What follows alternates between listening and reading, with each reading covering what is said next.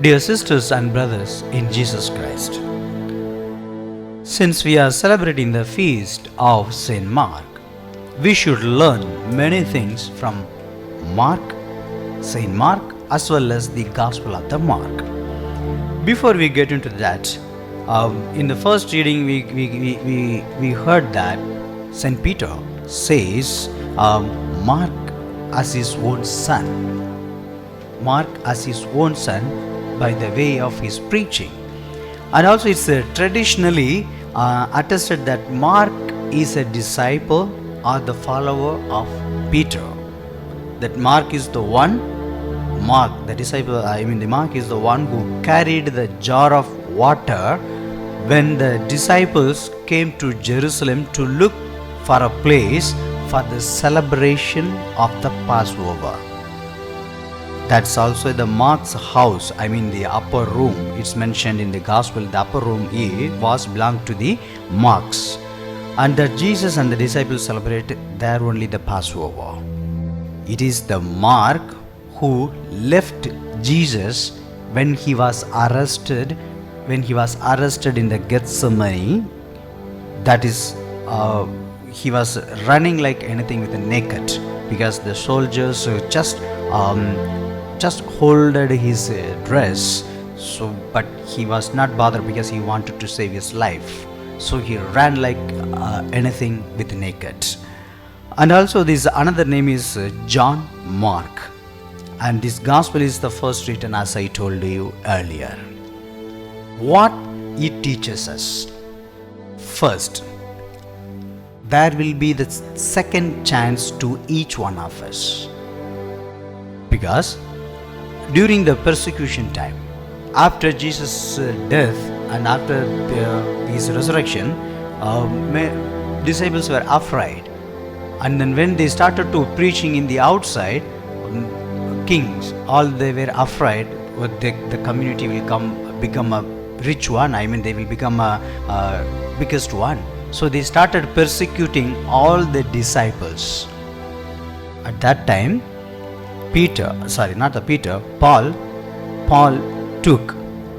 Paul asked the Mark to accompany him for the preaching. So he was traveling for a year. Then he left St. Paul and he went to Jerusalem to join, and then he started writing the gospel. There are so many ways of telling in the past history. If you started telling this one, is the biggest one. So St. Paul lost hope on the St. Mark. Then Barnabas, one of the disciples of Jesus, he took Mark with him, and then he started preaching with a strong faith and authentically.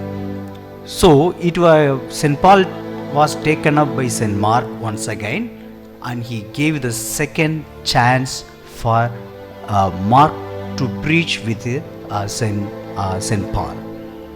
What it teaches us, what it shows us: trust. How did Mark reign Paul's trust? How he got the trust of the St. Paul? Trust is said to build like a coconut tree, but it falls like a coconut. Mark restored the broken relationship, and he regained the apostolic zeal. Second chance are always there in our life. The second one is action. Action. In most of the time, in the Gospel of Saint Mark, you could find only the action. As some scholars says, Mark Gospel proposes karma marka. In Indian Sanskrit, they say it's a karma marka. That means salvation through works and actions. Jesus is a worker in the Gospel of Mark. He is constantly in action. He was traveling, he was talking, he was meeting many people, he was praying, he was being alone, and he was following, and he was being followed by the disciples and also being followed by many other people. That means action. in every our life must be action. We are not going to stay in one place. Always our life should move one place to another. Our life should move one after the another. There should not be any stagnant like a pool water. Third one is immediately. Don't give any space. Everything must be done immediately. Because in the Gospel of Mark, 41 times the word immediately used, saying, this gospel I have written immediately because all the disciples were killed. There was no history after the years. So I am going to record what had happened to Jesus and what had happened to the disciples. It was a record. I did it immediately. Even in our life also, Mark in his life, through his life, he says, do it immediately. Don't wait for anything else or anybody else. Let it just, you pray to God with the help and the faith of Jesus. Do everything immediately.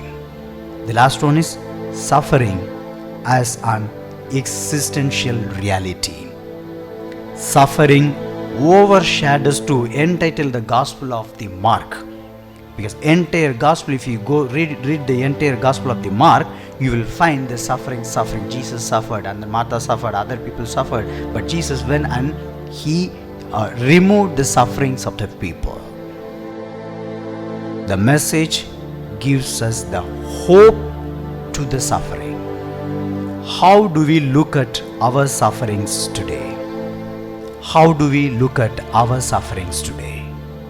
So let us, during the feast of St. Mark, be for each one of us to the opportunity to live out our faith and inspire others and draw them to the Lord. So let us ask God's grace to have the inspired things from the St. Mark. So let us also proclaim the good news by way of our living.